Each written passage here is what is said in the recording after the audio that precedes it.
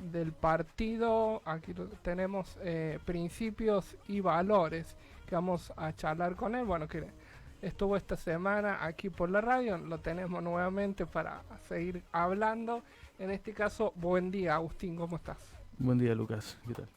Bueno, comentarnos un poquito cómo surge, bueno, jóvenes iniciando en la política, cómo surge tu proyecto, en este caso de tu partido político. Bueno, empezó hace como 2 años, empecé empezar con la voluntad de trabajar con el partido. En este caso es un partido nuevo, ¿sí? Todavía estamos juntando adhesiones.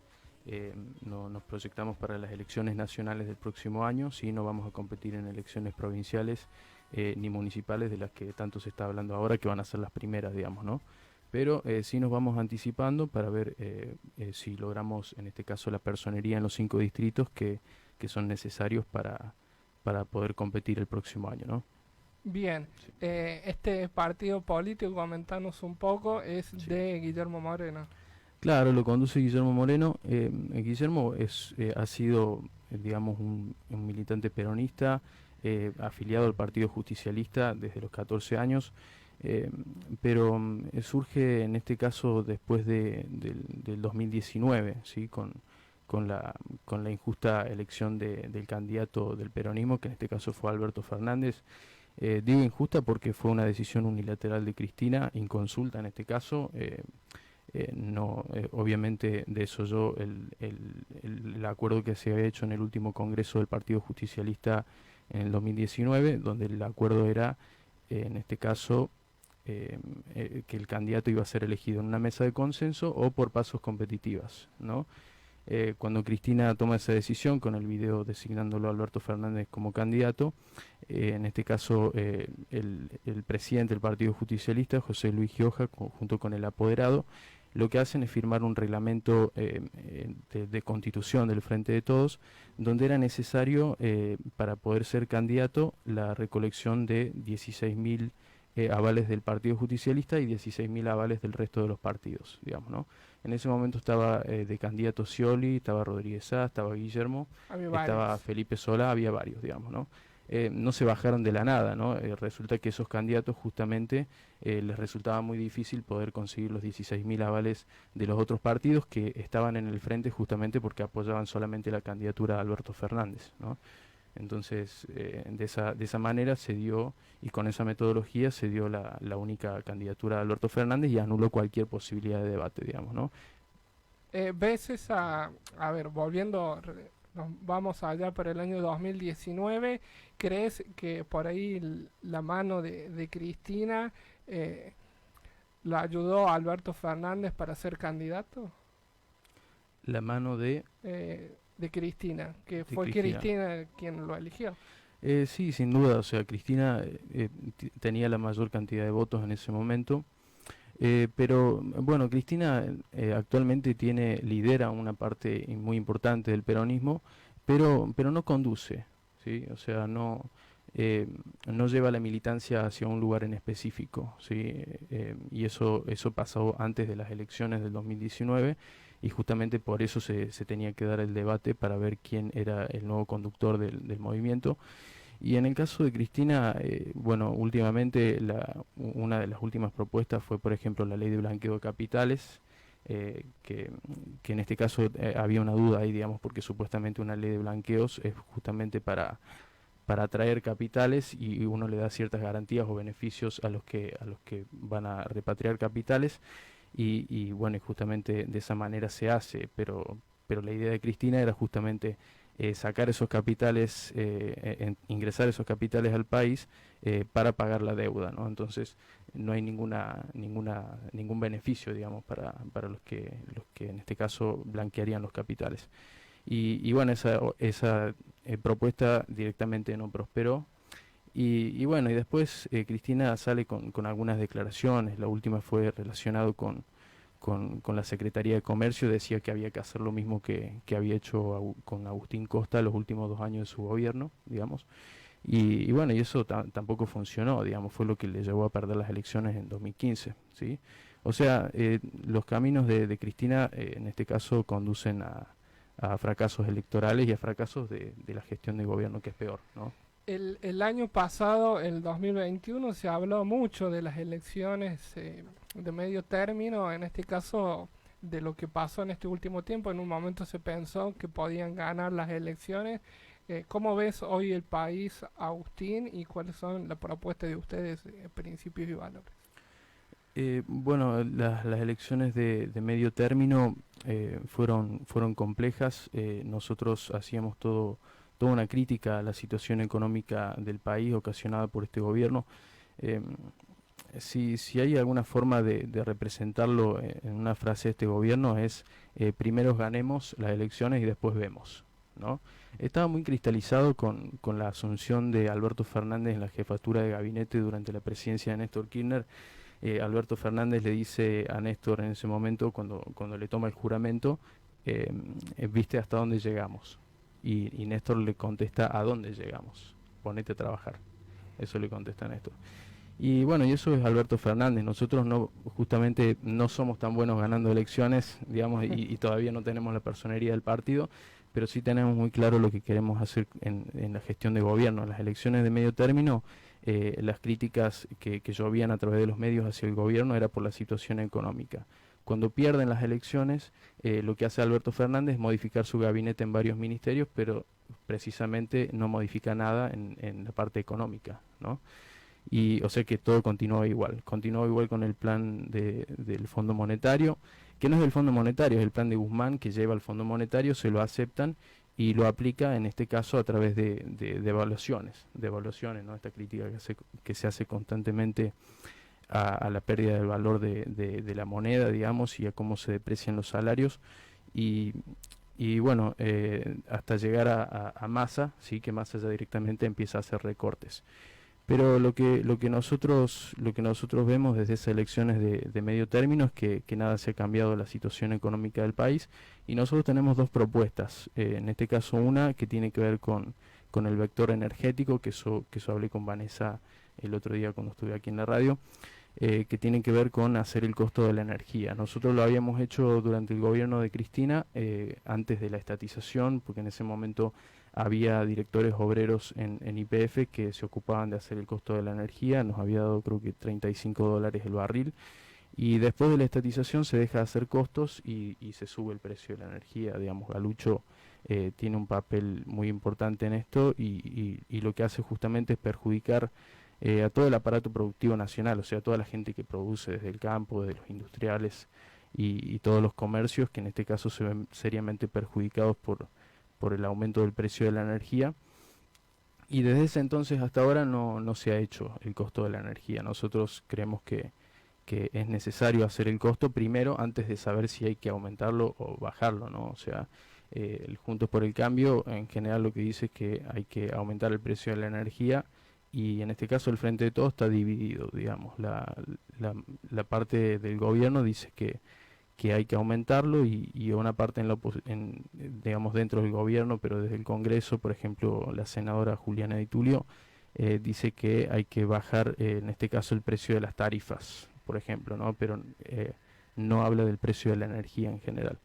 Entonces hay que hacer el costo y después ver, bueno, en este caso Matías Tombolini, que es el nuevo secretario de Comercio, dijo que lo primero que iba a hacer era hacer el costo de las tarifas, digamos, y la primera decisión que tomó fue aumentar las tarifas sin hacer costos. Entonces, Bien, estos son parte de los dirigentes Massa, Matías Tambolini. claro, exactamente. Sí. ¿Cómo ves? Bueno, hasta esta semana también parte del gobierno pidió el congelamiento de los precios. ¿Cómo ves esto desde tu punto de vista del partido? Bueno, congelar los precios, eso nunca funcionó, bueno, eso tiene que ver también con la gestión que hizo Augusto Costa desde los últimos 2 años del gobierno de Cristina, ¿sí? O sea, precios cuidados.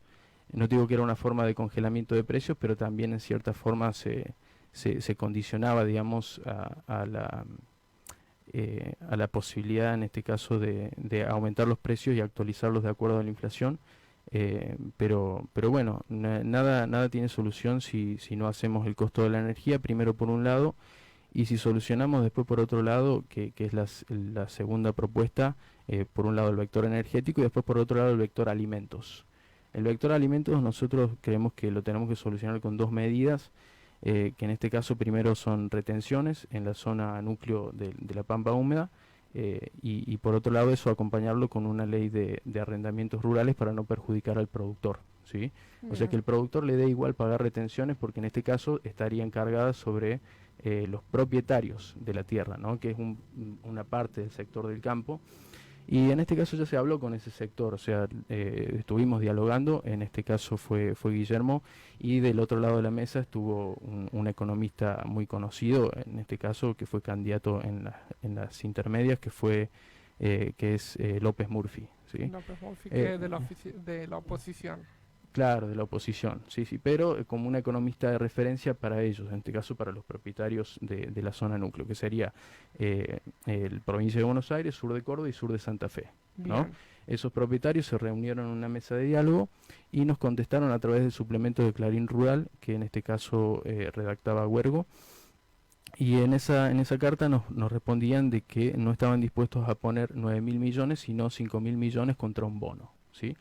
Esa es la agenda que tiene que tomar el gobierno y no la toma, digamos. Nosotros estamos dispuestos a tomar esa agenda y en este caso ese dinero, esos fondos se reconocen contra un bono, pero la finalidad es justamente hacer un nuevo plan de pago con el Fondo Monetario Internacional de forma que esté claro de dónde van a salir los recursos para honrar los compromisos, ¿sí? Actualmente eso no está claro. Martín Guzmán volvió con el acuerdo del fondo. Y ningún funcionario aclaró de dónde se iba a sacar la plata para pagar la deuda con el fondo, ¿sí? Bueno, allá hace poco estuvo el ministro de Economía, Sergio Massa, en Estados Unidos viendo este tema del fondo, del préstamo al FMI. Claro, el préstamo con el fondo, sí. Bueno, creo que la primera cuota se paga en 2026, creo que ahora se están pagando intereses de la deuda. Pero no tiene ninguna solución. O sea, nosotros decimos que ahora, en este momento, con el nivel de ajuste que hay, empobrecimiento, se está preparando las condiciones para pagar la primer cuota con el fondo en 2026, ¿sí? O sea, si no te dicen de dónde van a salir los recursos, está claro, digamos, van a manotear un poco de acá, un poco de allá, pero al fin y al cabo van a manotear a la gente que menos tiene, ¿sí? Y sobre todo seguramente van a manotear de los recursos del ANSES, ¿no? Bien, otro tema importante, Agustín, preguntarte cómo ves el tema de la corrupción y el tema de los mapuches, que por este último tiempo se han levantado, ¿no? Sí. Bueno, hay un tema ahí. No creo que... Primero el tema de la corrupción, bueno, está claro, es un hecho, pero lo que nosotros también vemos que está muy judicializada la política, ¿sí? Bueno, lo digo desde mi punto de vista, más bien, pero... o sea, se están tirando carpetazos todo el tiempo. Desde la oposición al oficialismo llueven los carpetazos y te dicen, no, vos hiciste esto, vos hiciste el otro y todo. Y nadie da una solución seria. Entonces hay que dar cuenta primero de la ética individual, que tiene que ver con la corrupción, eso sí, sin lugar a dudas, pero también de una ética social, ¿sí? O sea, no podemos estar pensando en que si vos robaste o no y mientras tanto se te cae la gente muerta de hambre alrededor, ¿no? Eso es denigrante a la condición humana y muestra la decadencia de la dirigencia política que tenemos hoy en día. Entonces yo pienso que los principales frentes electorales tienen que pensar, los dirigentes de esos frentes electorales, pensar individualmente en cuál es el destino que le están dando al país, ¿no? Al país, y no pensar individualmente, solo en eso. Y bueno, el tema de los mapuches, bueno, sí hubo represión en este caso y hay que ver ahí en este caso si tiene que investigar la justicia y bueno, que investigue. Nosotros creemos en la justicia, no tenemos tantos cuestionamientos, salvo los casos en particulares que obviamente se comprueban de jueces y fiscales que pueden vivir más de lo que con más recursos de lo que normalmente se espera de sus funcionarios de la justicia, pero creemos en el Estado de Derecho y bueno, y eso está vigente, ¿no? Creemos en el accionar de la justicia. Bien, Agustín, preguntarte, bueno, ayer estuvieron volviendo aquí al ámbito local, estuvieron en Plaza Mitre, puede ser, recolectando firmas para la unión del partido. Sí, sí, sí. ¿Cómo ha sido la recepción de la gente?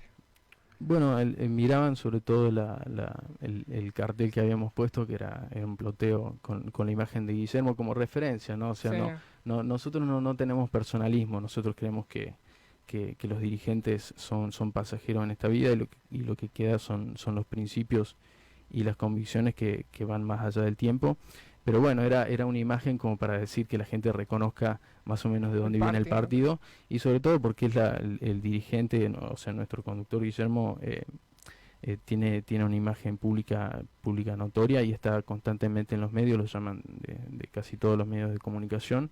Y entonces, como para que la gente identifique más o menos de dónde viene el partido.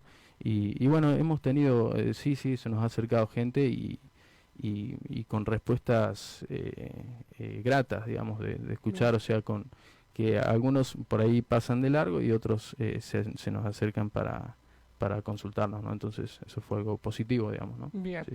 El año que viene, año electoral 2023, ¿cómo se preparan ustedes y cómo ven el futuro del país para los próximos años?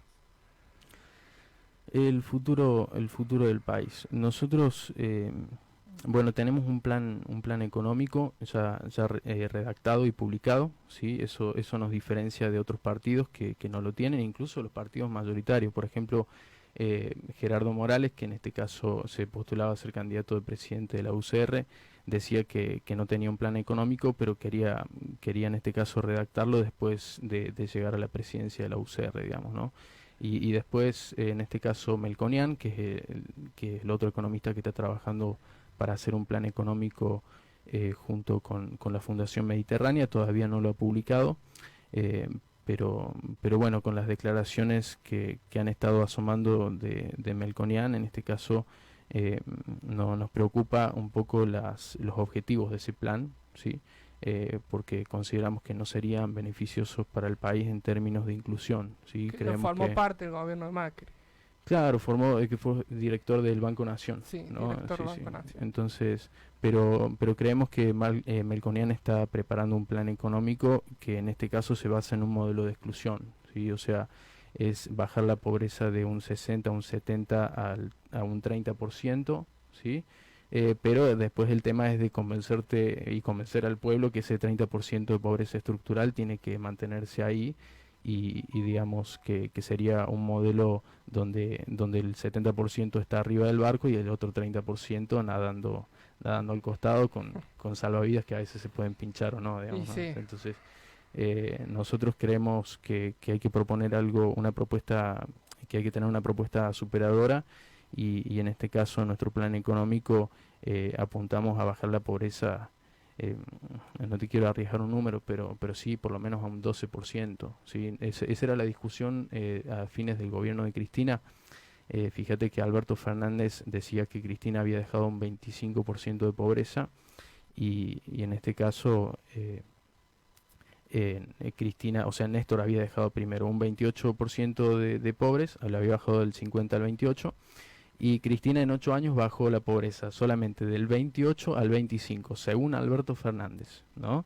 Sí. Entonces, si Cristina bajó 3 puntos en 8 años la pobreza, tendría que irse a su casa, digamos, ¿no? Pero no creemos que fue así. Lo que creemos que Cristina ahora ha estado tomando decisiones erróneas y justamente por eso cuestionamos su liderazgo, pero bueno, no creemos que haya sido ese el caso, ¿no? Porque hay muchos que plantean que Cristina no forma parte de este gobierno, pero es la vicepresidenta de la nación y quienes toman las decisiones. ¿Usted cree que es así? Y según las formalidades, por un lado, Cristina al ser vicepresidenta le corresponde la presidencia del Senado, que hace parte del Poder Legislativo.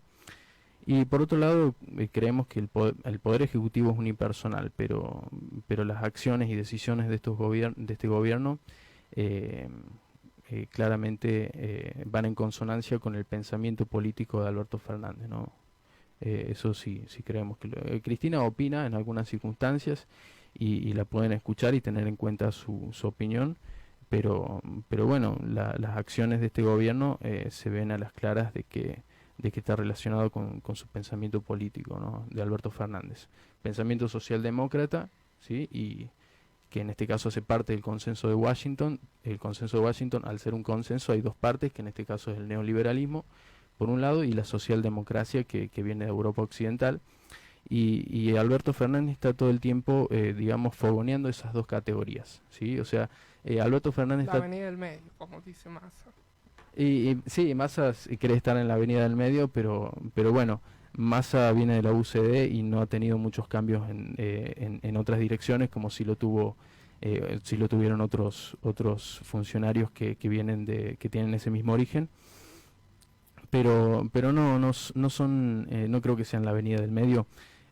Son la socialdemocracia y el neoliberalismo, y Alberto Fernández está todo el tiempo fogoneando esas dos categorías. Fíjate el caso de Vicentín, digamos, ¿no? Tenía como objetivo, en este caso, por un lado, expropiar la empresa, ¿sí? Que en este caso hay recursos legales para hacerlo, es a través del Congreso, pero por otro lado quiso intervenirla. Eso fue una novedad, digamos, hasta ahora. Y de todos los gobiernos peronistas que conozco nunca hubo una intervención, ¿no? Es más, un periodista de Página 12 había mencionado que Guillermo había intervenido el correo en su momento durante el gobierno de Néstor, y eso obviamente no sucedió. La decisión que se tomó, y obviamente siguiendo los recursos legales, en este caso fue cancelarle el contrato del correo al grupo Macri, que tenía un canon, ¿no? Entonces estaba en condiciones de cancelarle el contrato, y se hizo, efectivamente. Bien, Gracias. Agustín, ¿cómo, en este caso, preguntarte cómo ves, cómo se preparan para el año entrante, ¿no? Que es un año electoral. Bueno, perdón. Sí, ahí te contesto eso. Quería terminar con lo último Sí, que me faltó nada más un poco. Eh, bueno, el tema de Vicentín, que bueno, al final Alberto Fernández, el gobierno no logró ni la estatización ni la intervención de la empresa, ¿no? Porque ahí intervino la justicia y dijo, bueno, el gobierno no puede intervenir en una empresa privada, y eso quedó bien claro. Pero la cuestión es que a todo esto Alberto Fernández no logró ninguno de sus dos objetivos, pero lo que sí logró es dividir a la sociedad, ¿sí? Dividir a la sociedad entre izquierda y derecha en este caso, porque lo que se ponía en jaque era el tema de la propiedad privada.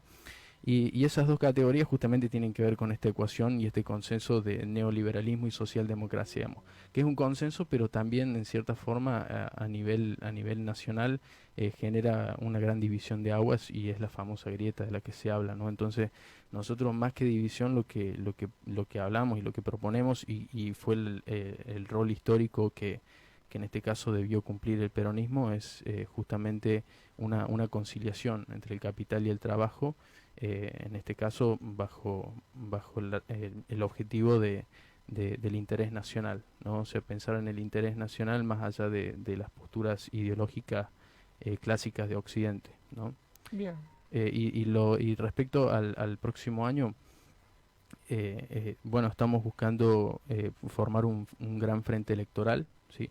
Que tenga justamente como objetivo pensar en el interés nacional.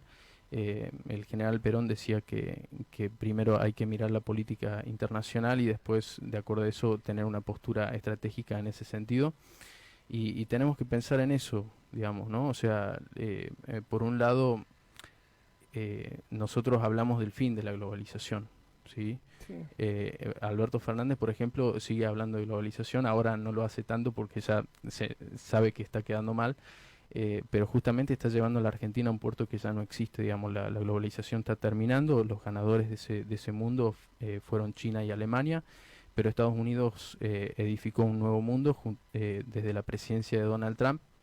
En este caso paralizó la OMC, y obviamente en este caso la globalización, que estaba basada en el libre comercio, ya no funciona, digamos, porque justamente el órgano de control de ese libre comercio era la Organización Mundial del Comercio, y está paralizada por decisión de Estados Unidos, y eso no va a cambiar, y no cambió con la presidencia de Biden. Muchos pensaban que Biden iba a retomar el camino de la globalización, pero no lo hizo, y la OMC sigue paralizada. y cada país está Está tomando, cambiando el mundo. está cambiando el mundo y el mundo que nosotros estamos viendo, que es obviamente totalmente distinto al que mira Alberto Fernández y al que mira Cristina también, digamos, ¿no? O sea, Cristina todavía defiende ese mundo, en pensar en aliarse con China nos parece absurdo, digamos, ¿no? O sea, los ganadores de este nuevo mundo, en este caso son Rusia y Estados Unidos, que tienen los recursos para autoabastecerse, y también para pensar, y los países, bueno, están pensando en su propio interés nacional, Bien. y creemos que queremos formar un gran frente electoral con otros partidos, no necesariamente de origen peronista, ¿no? O sea, el radicalismo en este caso es un partido histórico nacional, o sea, crearon YPF y tantos otros logros más, y pensamos que bueno, es una tarea a cumplir de hacer un gran frente electoral que tenga este objetivo, ¿no? Del interés nacional. Bien, ¿cómo los pueden buscar a través de las redes sociales para que la gente se sume? Las redes sociales tenemos un Facebook, Partido Principios y Valores Villa Dolores, y bueno, en este caso tenemos un número de teléfono, ahí lo puedo buscar, que es solamente vía WhatsApp, ¿sí? En este caso estamos juntando adhesiones. Una vez que logramos la personería, ahí vamos a pensar en las elecciones del próximo año, ¿no? Primero Sí. tiene que pasar por las PASO, que es el 1,5. El 1,5, Sí, sí, las paso. Y después para la general. Bueno, Exactamente. vamos a ver si se hacen las PASO, al paso que vamos. Sí, no se sabe. Algunos dicen Sí. que el gobierno tiene pensado anular las PASO, pero bueno, no sé, ¿vos qué pensás de la anulación de las No PASO? sé, vamos a ver. Se están contando voto por voto a ver si se hacen o no. Por el momento se hacen, hay que ver. Bueno, Bueno, muchísimas gracias Agustín por, no, a vos, Luca. por estar con nosotros aquí. Agustín del Bono, del partido Principios y